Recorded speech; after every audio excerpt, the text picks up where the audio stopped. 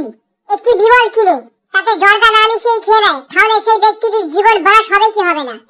তাড়াতাড়ি এর উত্তরটা বলো। যে সঠিক বলবে সে আমার মেয়েকে নিয়ে পার্কে যাবে।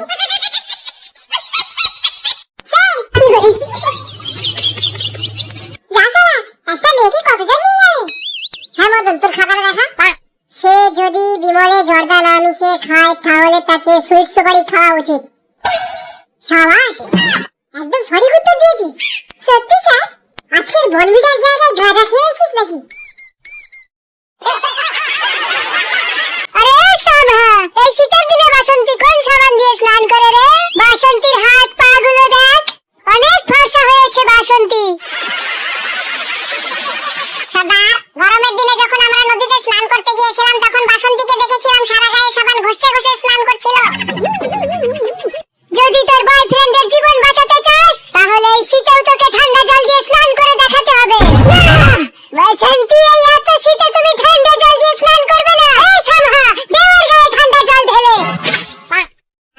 শোনা গো আমার।